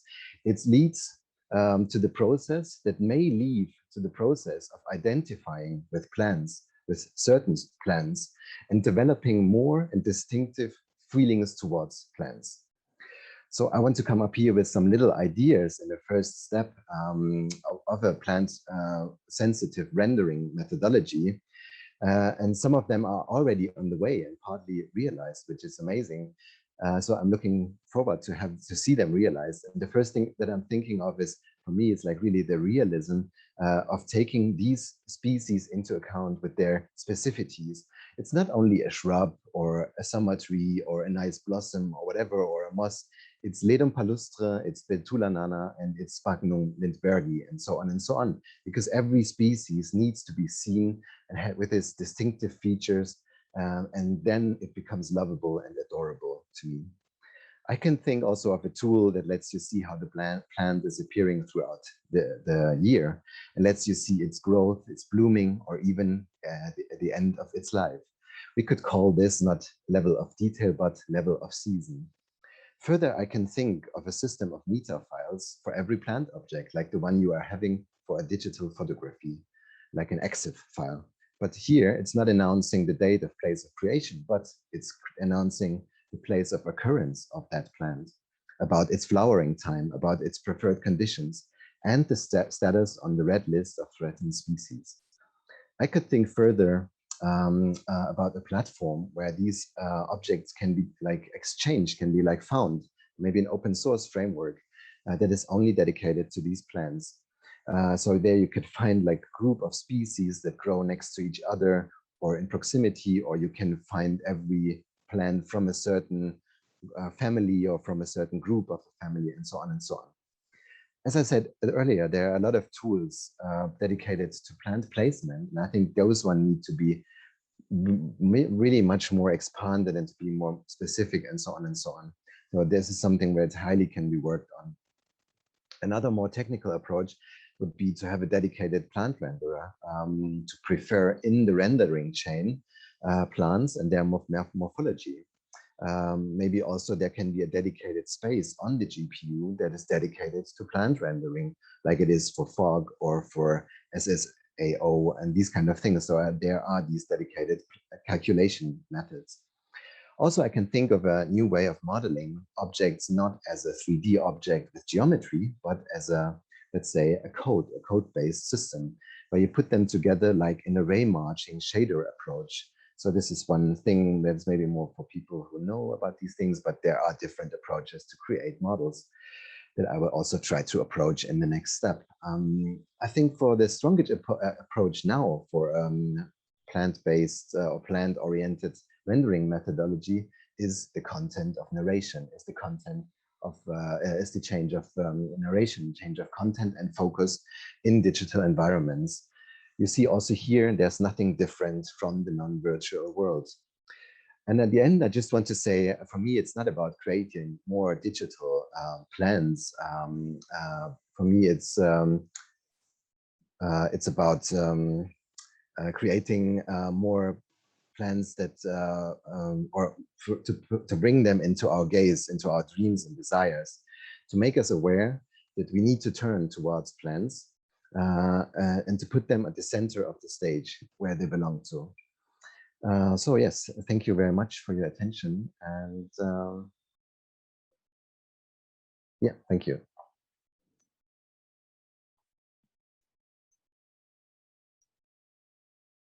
Thank you, Daniel. Can you stop sharing your screen? I tried this now, but I think if it doesn't work, it's stuck. I can help you. Yeah, I don't know. At the moment, like I lost my Zoom thingy here. Now I have it. Yes, perfect. Yes. Okay. Thank you. Okay. Okay. Thank you. Questions for Daniel? Where do you see this technology getting applied in the future?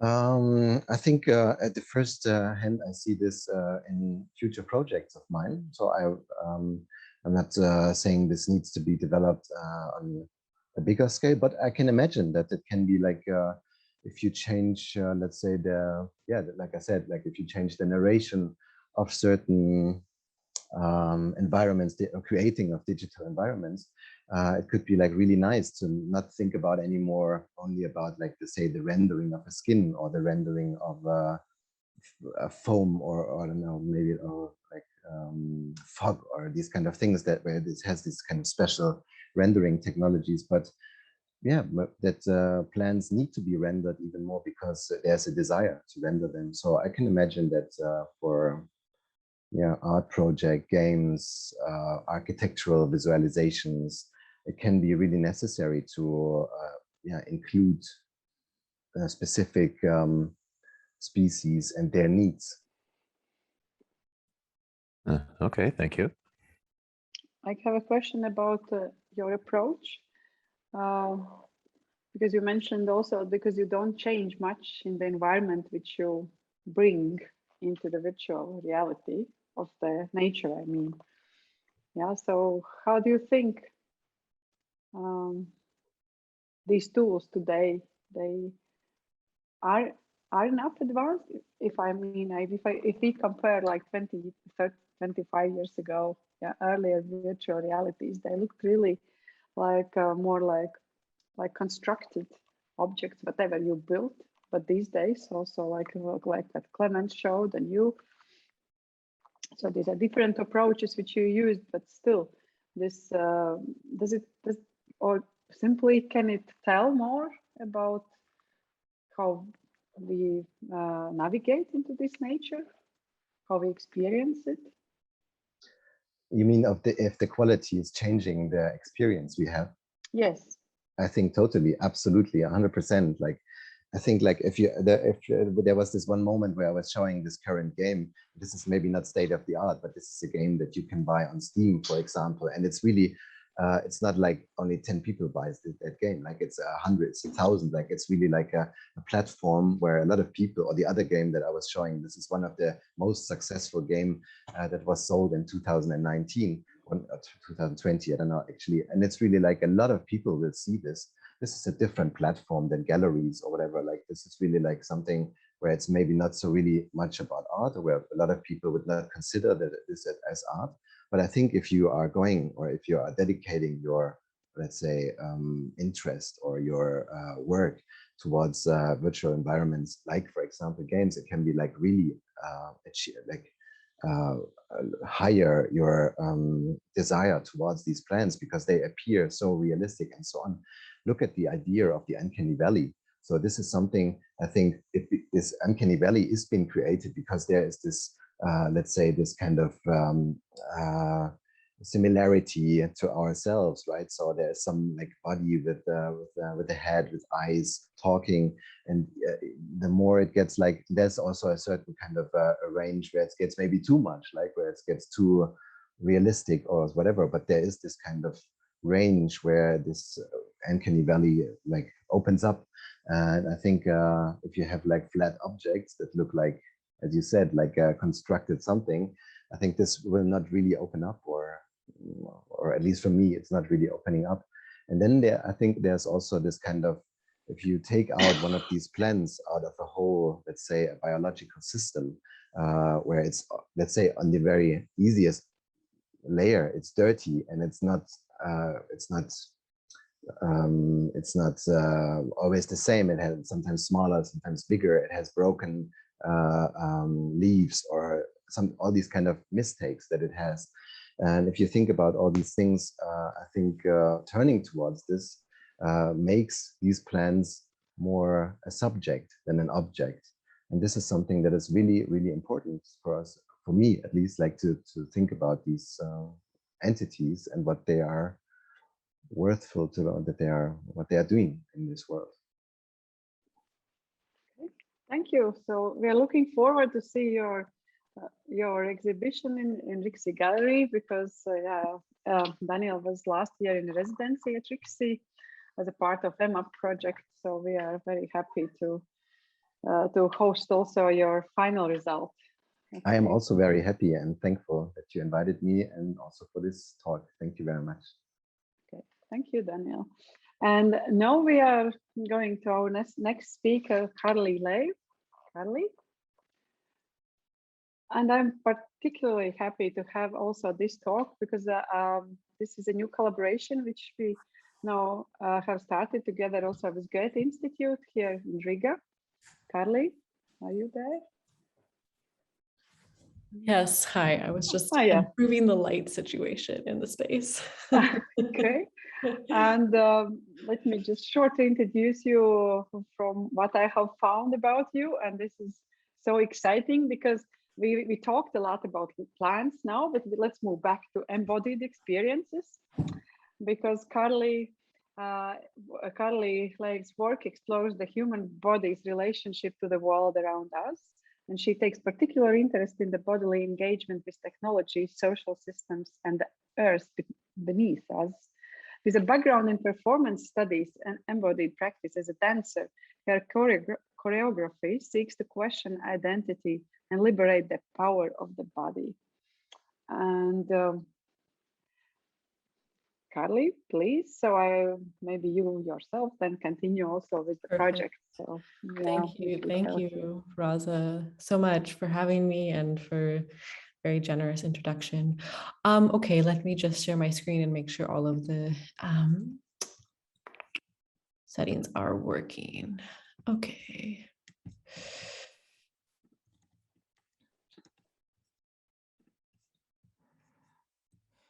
Great. And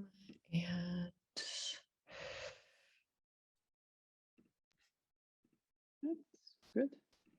all right. So hi everyone. Carly, I'm sorry. If you could go to this menu bar with this Yes. and these 3 dots and take hide floating, because we see all these boxes as a black squares. Hide floating. Is this better? Should go away. It's still something on the right. Try Hide again. video panel. Hide. No, hide. It's not enough. Hide floating. It's somewhere 3rd or 4th. Yes, it will be now. Are we perfect? Okay. No, wonderful. it's perfect. Okay, thanks for telling me. All right, so hey everyone, I'm glad to be here and rounding off the evening. I'm gonna hopefully give you some diversity in the ways of embodiment with dance and motion capture technology as it relates to its sort of conceptual mapping in the virtual space. So I'm here to talk a little bit about a forthcoming workshop that's actually happening in Riga on Monday called the Golem Labor. And the research that I've been doing for this project as a part of the Goethe Institute in Germany, as well as partnering with the local Goethe Institute in Riga, and a few of my past works that work with motion capture and I've developed in VR as well. So just a brief background on myself. I'm a Berlin-based choreographer, dance artist, and performer. This photo of me actually is relevant for a few reasons. It's one, showing the Rococo motion capture suit, which is the motion capture technology that we've been working with the past 2 years in this research project. There are numerous motion capture systems on the market that I've worked with outside of the Rococo system. And I'll touch on those a little bit later as I go through my works. I've lived in Berlin for 3 years and previously was living in California, mostly in the San Francisco Bay Area. I received my degree from Stanford University and studied technology, history, and dance in a very interdisciplinary, very American sort of bachelor's program. And so since then, I was choreographing and working in the Bay Area and then moved to Germany on a Fulbright program to research motion capture technology. And so I've been doing that for the last 4 years with a local lab in Berlin called Game Lab. And it's led me to get really invested in the ways that the body can be virtually explored and rendered, and what we can understand about our own physicality and sort of emotional register in the physical world as well. So I wanted to first share with you a little bit about the Golem Labor, what it is, and what's happening next week. So the Golem Labor is an international workshop series by the Goethe Institute that brings together contemporary dance and motion capture technology. It unites dancers with technical experts in XR media, motion capture technologies, to research together the moving body, the sensory reactions of the body in sort of the real-time experience in motion capture systems, and then how we can render that in a virtual performance. And so through the last basically 1.5 years, me and my dance partner, John, who you see in this photo, have been working to research different ways that we can move and how those movements are seen in the virtual space and what doesn't work, and also what areas of working with motion capture technology can we kind of create from. So for example, there's often drift, technical drift, as you're dancing in the system or simply moving in the system. The Rococo technology works particularly with relative positioning in space. And so this means that there is always a slight bit of data loss, of movement data loss. And that is something that can be sort of like manually perfected in, one could say, the post-production process. But while working live or just simply rehearsing in the studio, we often find little types of glitches or ways where, like, if you go to the ground, your body will simply fall through the earth in the virtual world. So a lot of considerations have to be made in a choreographer's mind of kind of how the XYZ world of movement maps into the virtual world, given this technology. And that can be a way of expanding the choreographic possibilities, and it can also be valuable in terms of having limits on an artistic process with technology. So the Golem Labor has taken place, like I said, over the last year and a half. Because of its natural embodied nature, it's a bit in conflict with COVID and the pandemic. And so we've had to delay a lot of our research workshops, unfortunately.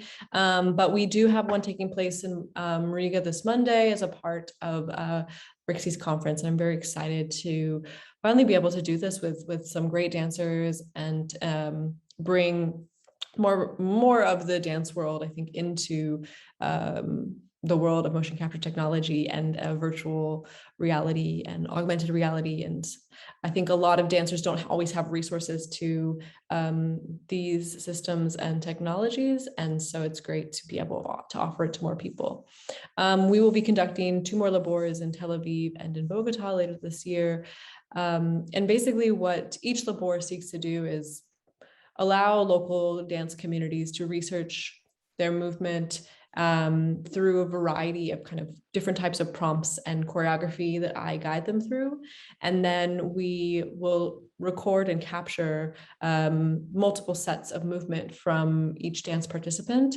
And then post each labor, we will host a virtual performance, which we are doing in Mozilla Hubs.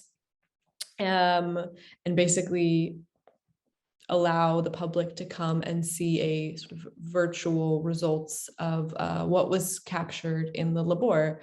So here you can actually see, this is a screenshot I took from our virtual version of the National Library of Latvia.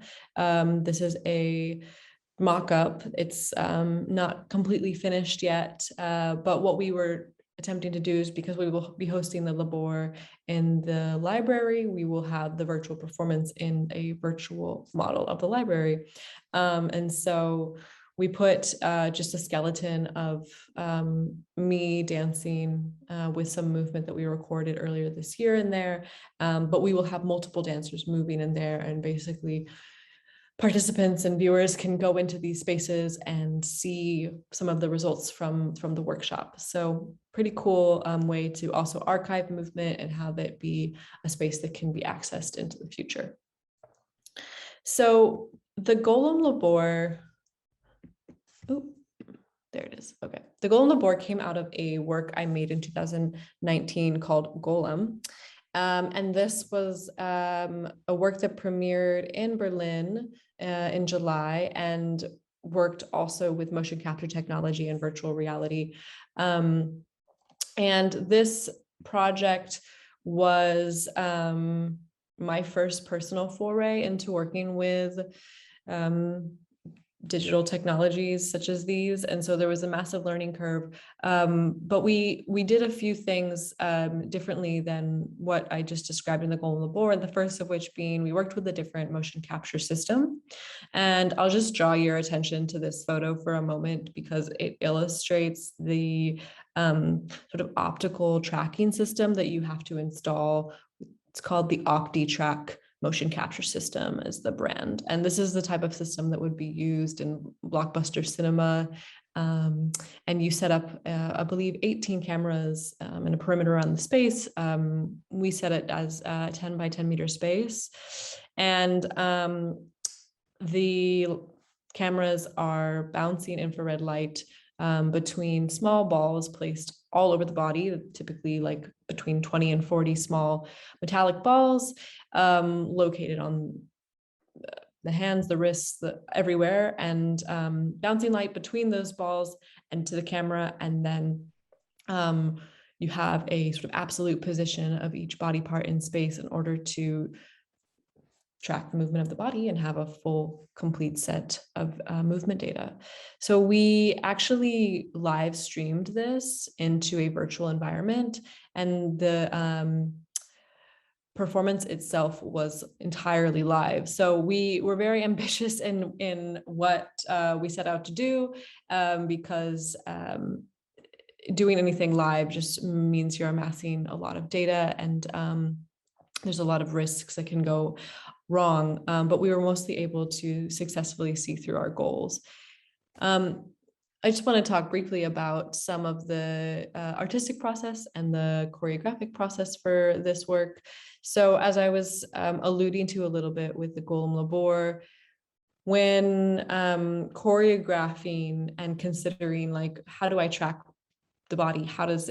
Where does it go? When I'm choreographing the human body in the physical world, if there's one body versus four, like in this photo, for example, it's a very different set of variables. And of course, there's sound and there's light and there's other sensory elements that are a part of the creative process in terms of like the geometries of bodies in space.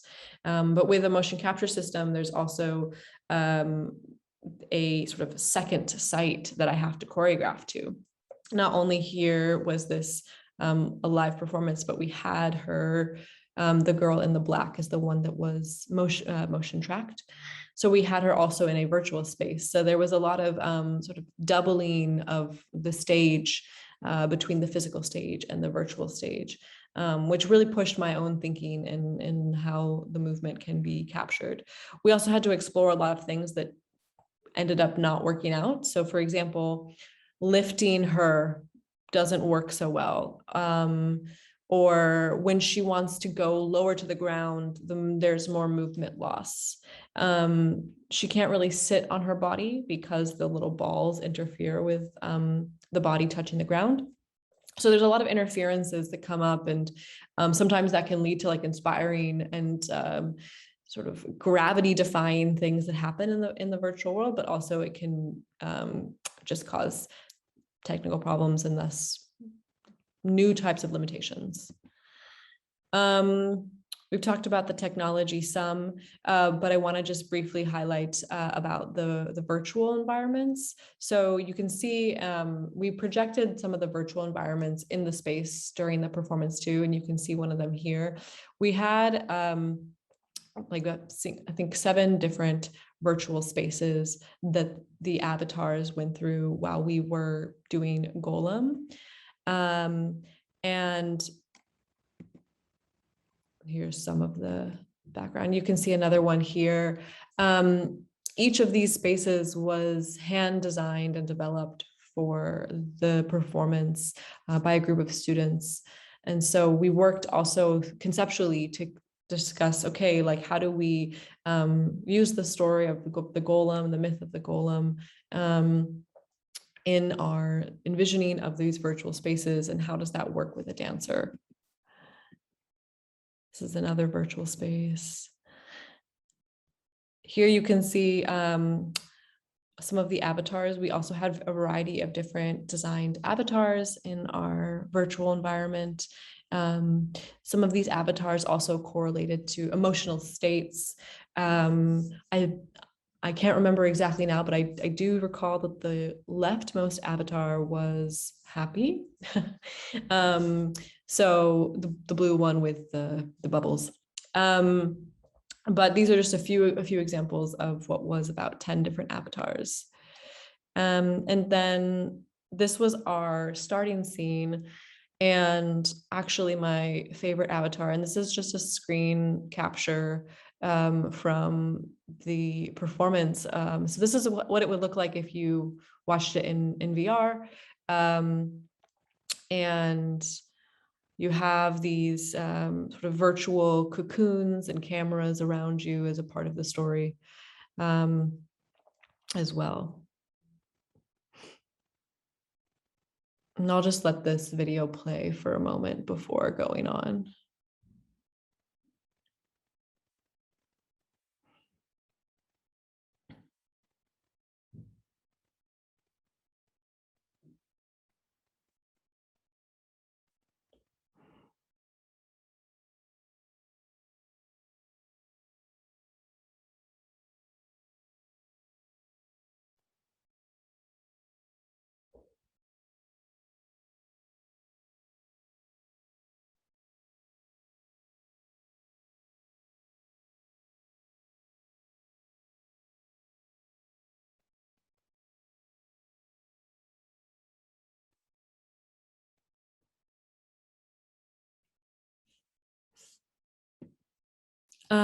So that actually concludes my presentation. I wanted to make sure to respect everyone's time and keep it short and sweet. But I thought I'd also turn it over to questions now too. So let me just bring back. Stop share.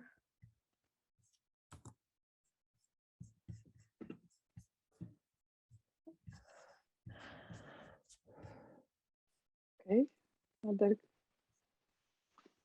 Thank you, Carly. First of all, thank you. Especially these, I really love these beautiful last videos, but we didn't hear sound. Was it okay? There was no sound. It Okay, was just good. just a screen recording. Okay, so these are quite new, these projects in these virtual spaces, right? So this Golem, yes, was from 2019. And then what we're developing right now with the Golem Labor and this screenshot that I shared is being developed right now. Like that was developed just 2 weeks ago. So it's a really like bare bones mock-up, yeah. So the workshop which will take place here in Riga on Monday with dancers from Riga. So you announced it will be already on Mozilla Hubs available from October 13th, and it will be available afterwards. So you can find more information via the Goethe Institute site. I'm not sure where exactly. I think that like they will be communicating further information on how to access the link for the event, but it will be an hour-long sort of virtual performance where you can join and from anywhere. Okay, so this is for live event, but after some recordings or something, or this Mozilla Hubs itself, it will be available on the internet. It will be, yeah. I to my understanding, yes. Okay, great. Okay, some questions. Why is it called Golem? So, are you familiar with the myth of the golem? I believe I am. It was a clay figure, right? Yeah, exactly. So we decided to, well, I'll backtrack a moment. So the term golem is also used in contemporary literature to refer to sort of different types of like inanimate and technological objects that bear human quality. And so I found it very interesting that we've contemporized this myth, and I think in particular with the virtual spaces and within the world of dance, and using this body as an object in the digital space. And so in working with this technology, I wanted to anchor on a story, and one that is understandable and simple to follow. And so in the story of the golem of Prague, which is the original myth, the Judaic community of Prague makes the golem, this clay object that you mentioned, and they endow it with magical powers to protect them from persecution by the Christians. And the golem becomes so powerful and so strong that it actually turns on its master. And so it's this interesting, I think, myth of magic and endowing an object and it becoming bigger. And oftentimes there's discussion and like more in the computer science community, and like different philosophers writing about the powers of AI, and it's kind of linked to the myth of the golem and the potentials of it turning on humanity and its creator. So this was some of my inspiration. Clever. Okay, thank you.